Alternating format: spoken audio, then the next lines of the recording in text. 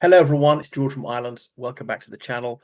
So, the news just in about Marine Le Pen, the former leader of Rassemblement National, as in a national rally, and indeed she was their presidential candidate on three occasions, if memory serves. I recall I was in France in 2017 when she was the runner-up to Emmanuel Macron, his first election, but he won quite decisively. And when the result was declared, I remember hearing my neighbors singing La Marseillaise, as in the French national anthem, not necessarily because they were supporters of Macron. And by the way, in that Provence, or was it Côte d'Azur region, that's actually rather a stronghold for her party. So she's not my cup of char. I'm not sure I'd vote for her in France. Her Putinite politics are not to my taste. She talked about a referendum on withdrawal from the European Union, and that would appeal to me. But okay, I'm not French. If I were French, would I be a Europhile? I'm not quite sure. But her party was certainly openly racist in the 90s, and her father, he was a real monster. Fortunately, he's dead now, and he even left the party. He didn't like her moderation. So she does have some non-white people. She doesn't propose expelling on all non-white French citizens, stripping them citizenship and stuff like that. She has made dodgy comments in the past, but okay, people can change and reform. She doesn't want freedom for Ukraine and things like that. Uh, anyway, and she's been banned because she was stealing money from the European Union. So that's good news. And indeed, her father at one occasion was also barred from seeking office.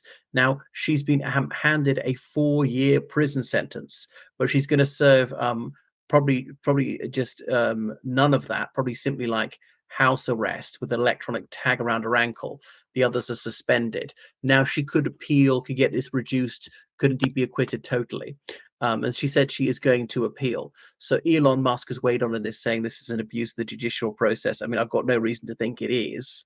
I think they've got a fairly sound judicial system, and that is warfare, or sorry, lawfare, as in weaponizing the judicial system to take down right wingers. But she's not even the leader of the party anymore. That's a young man, Jordan Bardella, who's partly of Algerian extraction.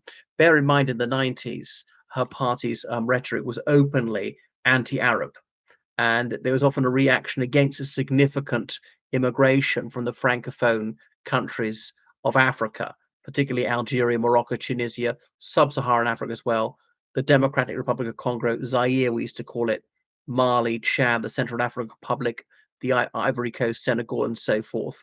Um, because every action's got an equal and opposite reaction. But they're not against those people anymore. Fortunately, that was a generation ago. They shouldn't be penalised for that. I don't think it's a bad thing. I'm not sure it will actually impact the party that much, as 2027 is the next presidential election. She probably wasn't going to stand in that one anyway. I mean, she's failed several times. And she's not that young anymore. It's probably going to be Jordan Bardella who stood against her. Anyway, so the French Prime Minister, perhaps surprising, Francois Bayrou, says he's worried about this result.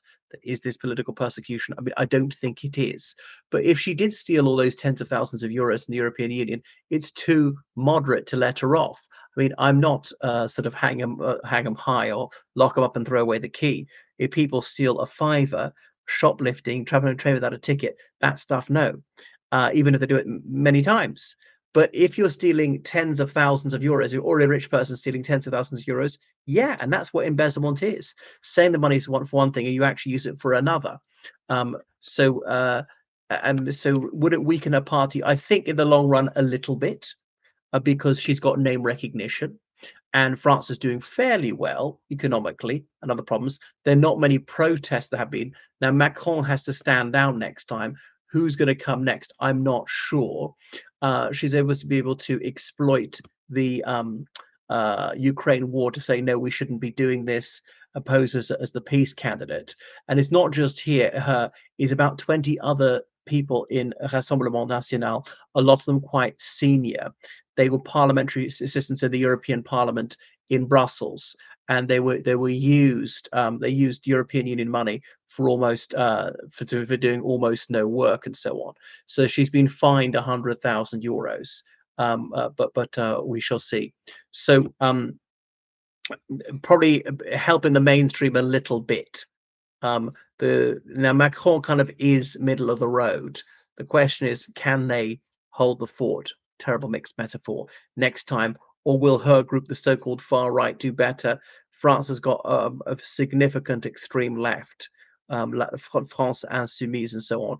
Will they do better? But I don't think it's going to change things up as much as you reckon. So 2030 be able to stand again. By about the time she might well be choosing to stand down from politics anyway. She doesn't get any sympathy from me. What do you think? Is there any evidence of political persecution? I don't know. Goodbye.